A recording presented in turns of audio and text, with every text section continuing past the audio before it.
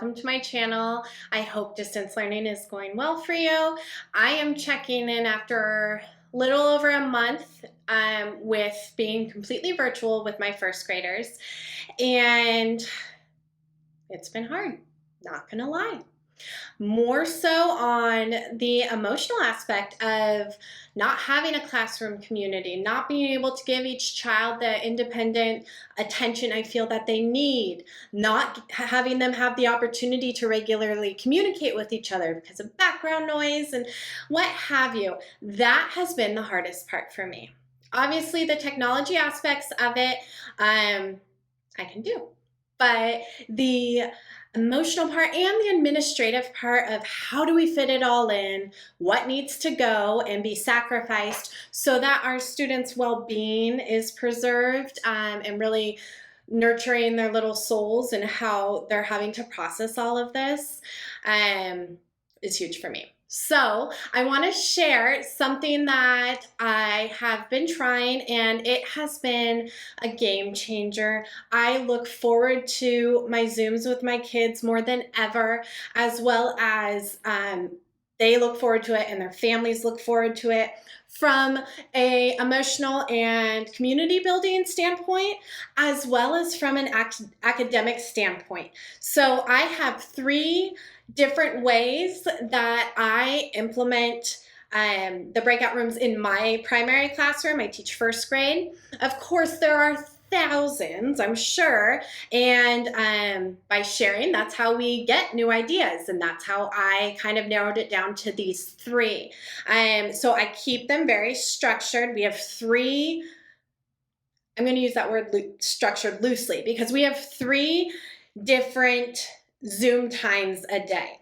And by structured, I mean that my students can anticipate that I am going to, or they are going to have some sort of designated breakout session at the end of each Zoom session. This keeps their attention during the Zoom lesson or the direct instruction, as well as gives them something to look forward to. All right, a big piece that at least was missing in my distance learning classroom, and it's just made a huge difference, whether it's academic or social emotional. So when I say the 3 types, I have collaborative breakout rooms, I have independent breakout rooms, and I have social emotional breakout rooms.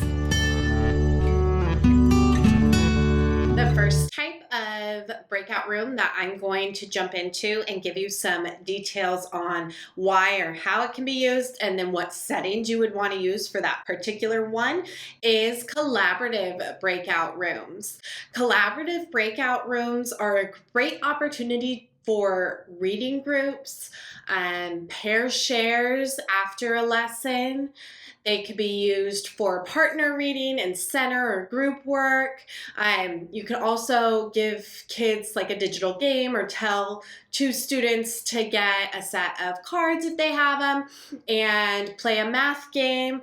It's a great way to tie in the collaboration and still keep it academic. So the way I do it is always link it in at the end of my ELA block, and they always have like an essential question to respond to, or it could be for our reading groups. Okay, so that's the first. It's collaborative, but more with an academic focus. And the way you would go about doing that is you would want groups of about 2 to 4 students in this type, because if you have too many students, there's not much structure and it can be distracting. I usually stick around 3 or 4. 2 sometimes can be, they can both sit there quietly. So it depends. You can do it anonymously on your settings when you start the breakout room, or manually. I usually just do it anonymously when it's, I prompt a question and I say, okay, you're going to join a breakout room with one of your classmates, and I send them there. And those are short and sweet, and then I pull them back to me in the main session. Or if you're doing them for reading groups or groups such as math intervention groups, you can always manually place students so they know what to expect. It is up to you. I do it both ways consistently. And then with collaborative groups, I always call back my students to the main session at the end, and we reflect and we share. When I go throughout the next two, I don't always call them back. So collaborative is the one time that I always, and my students know this, if we're having a collaborative breakout, I always call them back. All right. And that means back to the main session, and we're going to talk about what we shared. So them knowing that makes them more attentive as well. The next breakout room that I am going to talk about is independent breakout rooms. If you don't do any of the other ones and they intimidate you, which they shouldn't, just jump in. But independent breakout rooms is a game changer. I'm able to connect with my students one-on-one. I'm taking a lot of the variables out between background noise, muting, unmuting. It's awesome. So the way I use breakout rooms is for independent seat work, usually pen and paper work.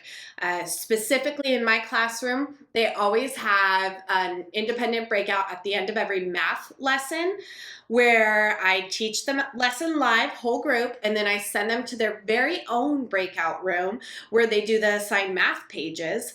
But I am there to help them or hop into their room and see how they're doing. Or if I want to pull out a few that I see struggling, I can pull them into my own teacher room. Okay, so there's many ways you can do the independent breakout rooms, but it just makes the students feel like you're noticing them, because it's hard when we see all of them on, one screen, or some get pushed to another screen and we can't see all of their faces. It's hard.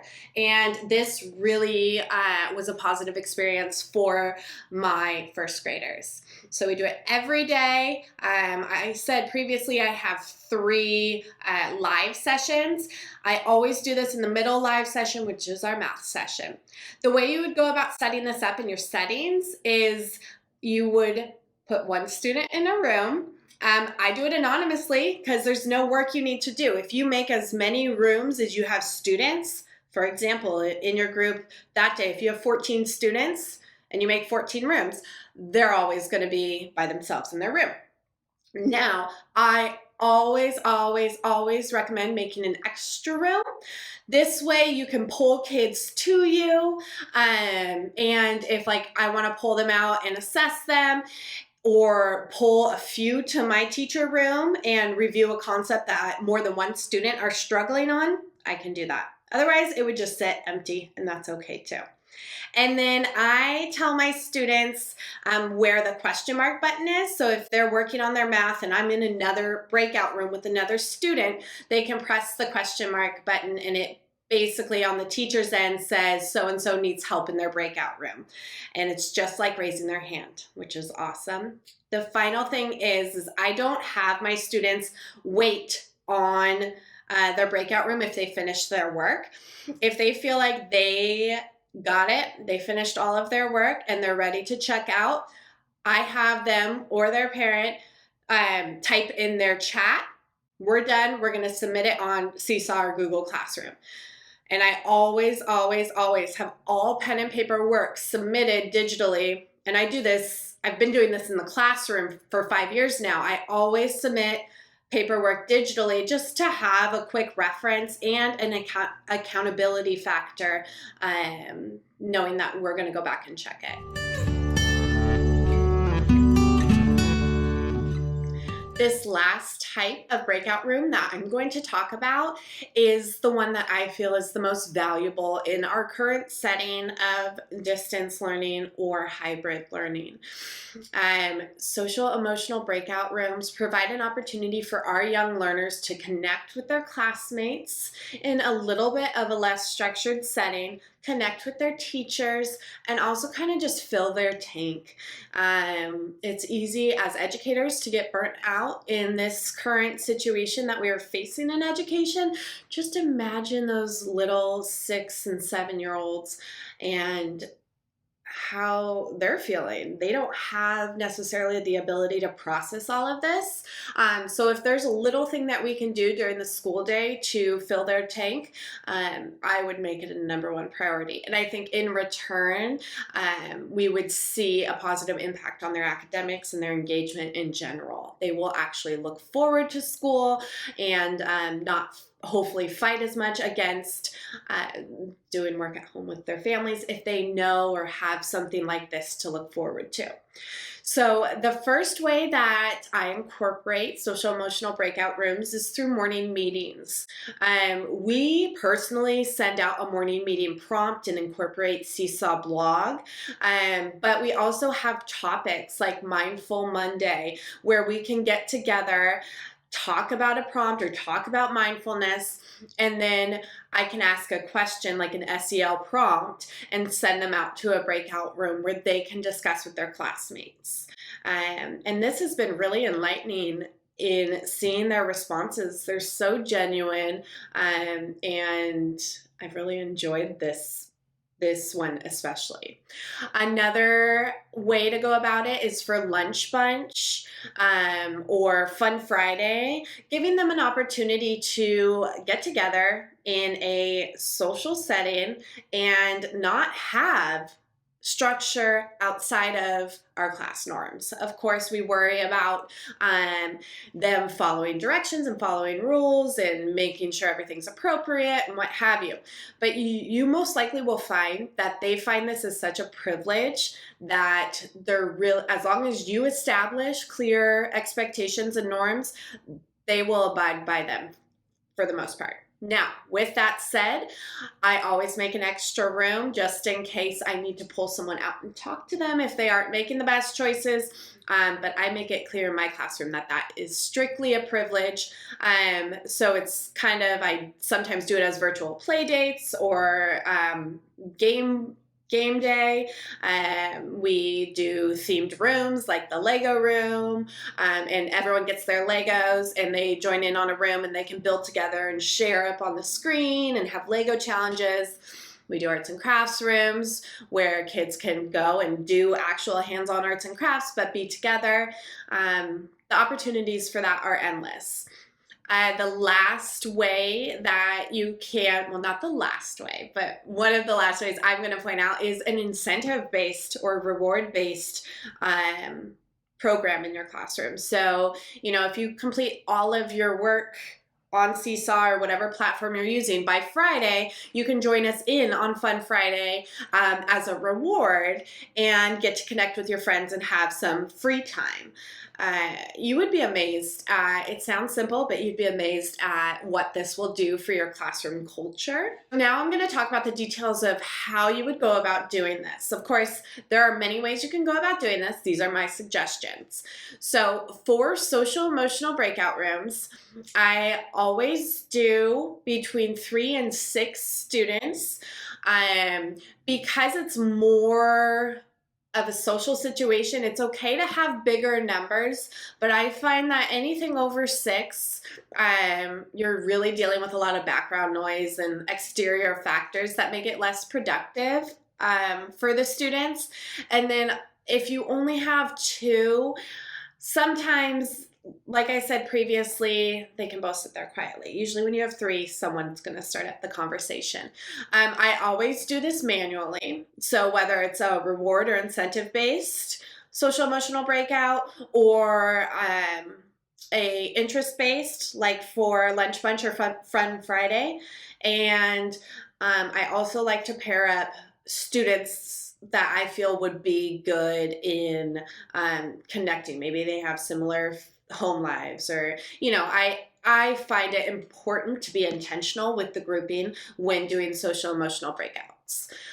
And then the other thing that I had previously mentioned is clear expectations. It sounds scary to kind of send them off on their way and let them go and socialize without controlling every aspect of it.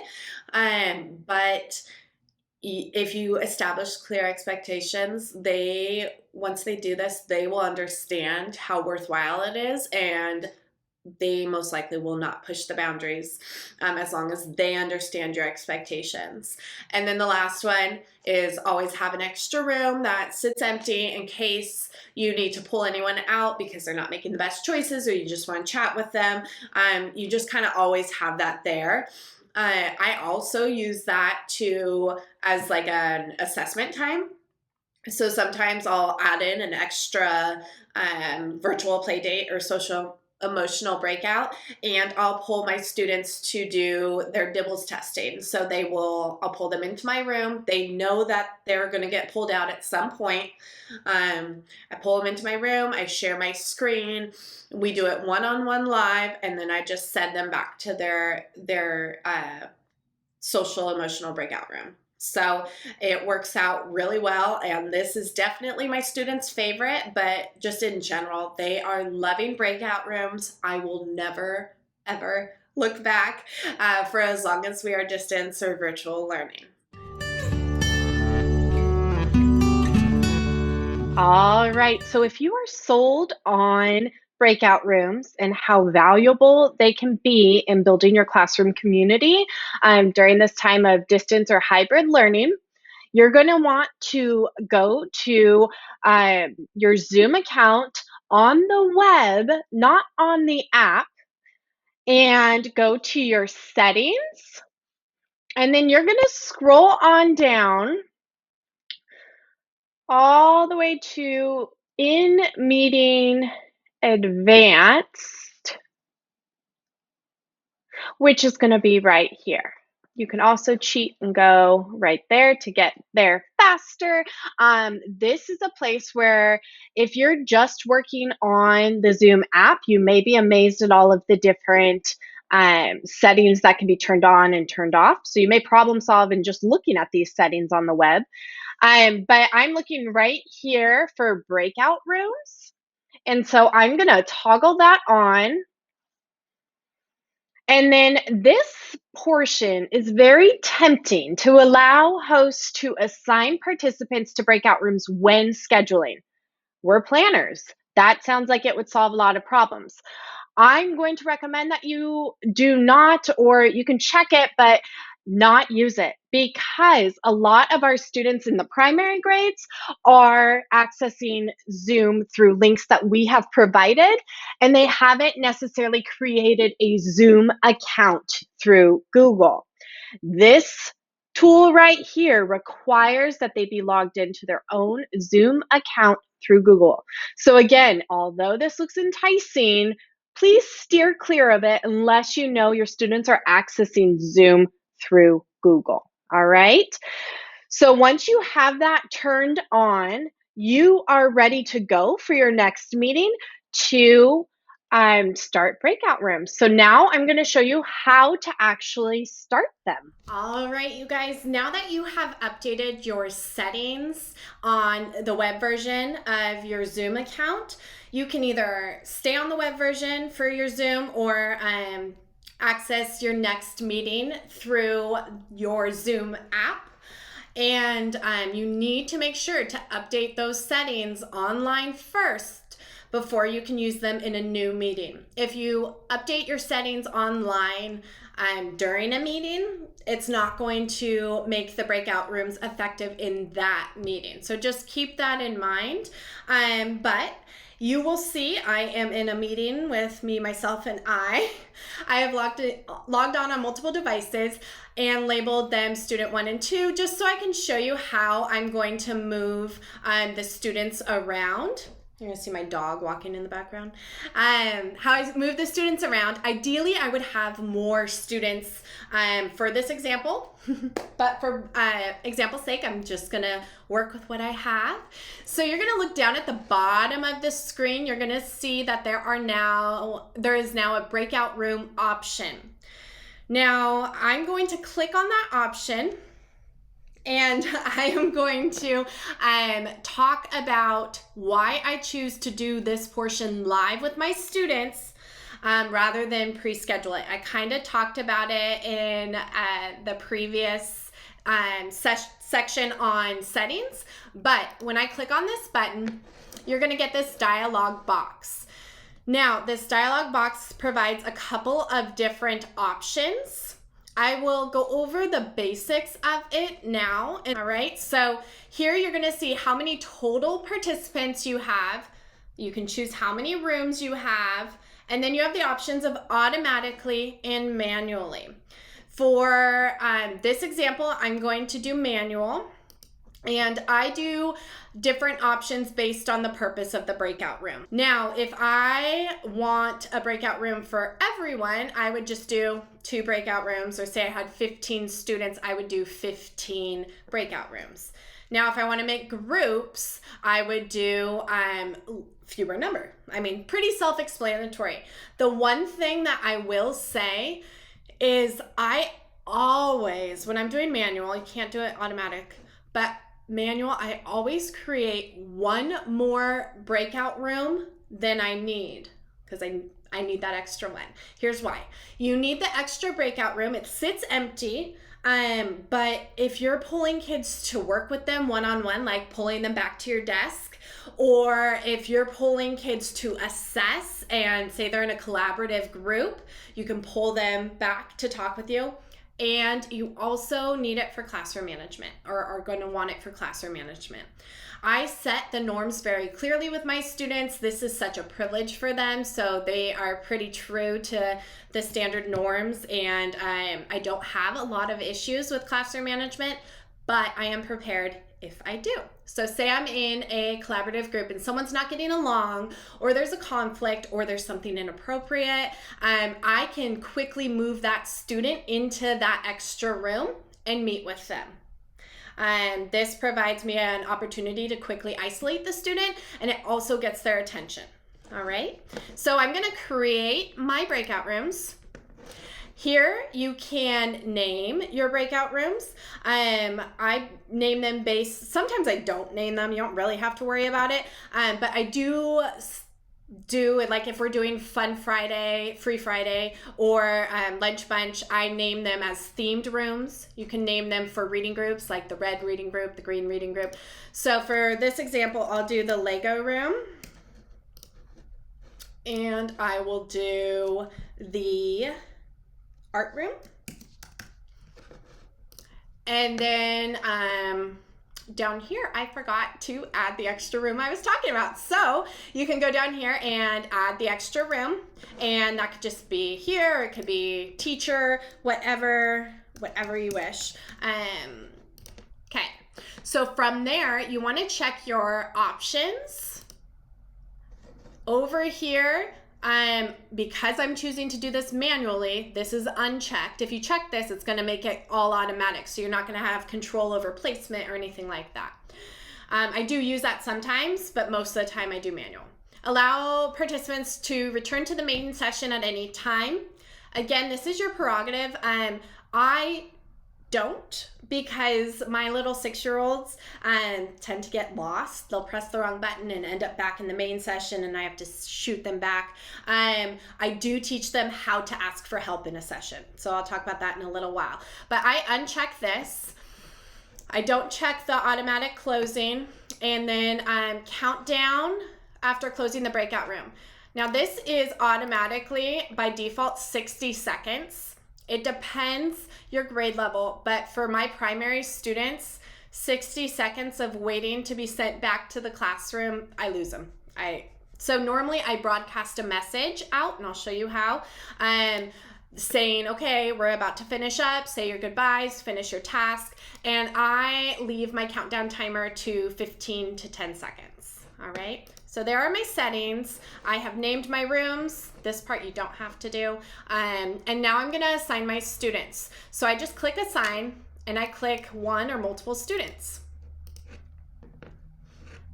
All right, now in this view, I can move them to a different room if I messed up, or exchange them, which would swap them. So you can see I just swapped them. And then I have my teacher room empty. Now I'm gonna open all rooms and students are gonna be prompted to join the room. So this is, again, when you're introducing it, they need to learn it once, but once they have it one time, they have it easy peasy. So I'm gonna open all rooms, and then I have myself logged in on my phone. It's hard to see. I'll read it to you, but there's a dialog box there, and it says, the host is inviting you to join Breakout Room Legos. And the two options to click on are later and join. So on most devices, the join button is blue. So I say, when in doubt, go blue. But if they're the same color with my little learners, not all of them know how to read yet. So I'll either write the word join out on my whiteboard or just tell them to look for a J. Okay, so I'm gonna join my pretend participants so you can see how I navigate between the classrooms as the teacher. Okay, so right now I am alone by myself in the main room. You're gonna see me, and it kind of messes with the size of my screen, which bothers me sometimes, but you'll see. So I'm gonna go over and join the Lego room, and here I go.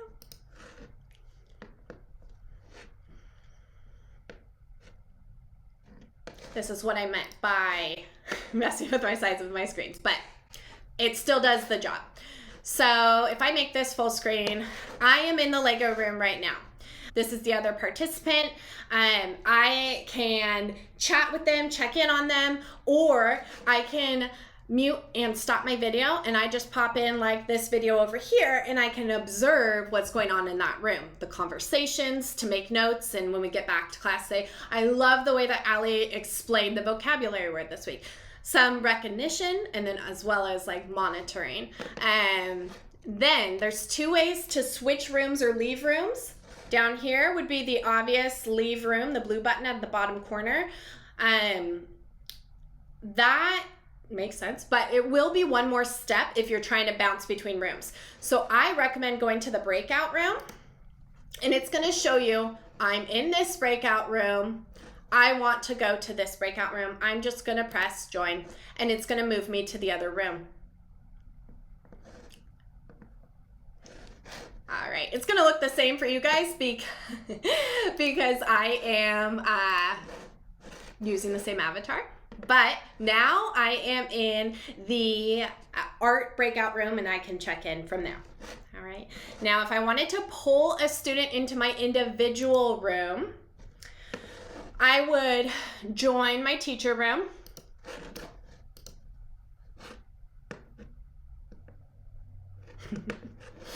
And then I would go to breakout rooms and pull that student. So again, a lot of this is just navigating it, but you'd be amazed at how easy it is. So I am going to pull student 2 into my room because I want to chat with them or assess them on their dibbles or what have you. So I would just click move to, and I can move them to the teacher room. I could also move them to the art room if I want them to join in with that other student. So it's all at your discretion how you utilize it. These are just ideas. I would love to hear how you guys utilize it because I got these ideas from hearing snippets from other people and I put them together. So it helps to share. That's why I'm sharing this. I hope it's helpful. Now, when it's time to end your meeting, like I said, I always type a message here to all of the students and it will pop up on their screen telling them to wrap it up. We have 2 more minutes, that kind of thing. And then I close all rooms. Now, you don't have to broadcast. You could just close all rooms, but it gets kind of confusing for the little learners and they feel like they're lost, or it causes them to be a little frantic. So I always make a routine to let them know, and then I close the room. And they will be prompted with this as well as myself. 12 seconds, it counts down. It says you'll be returned automatically, or you can return to the main session by clicking the blue button. So as the teacher, I'm gonna sit here and I'm gonna see them start to populate, all right? And I'm gonna say, welcome back, class, and we can wrap it up. So I hope that that's helpful. Those are just the basics of setting up and implementing your breakout room. I look forward to hearing your feedback and answering your questions, as well as hearing what other ideas you have for breakout rooms in the primary classroom.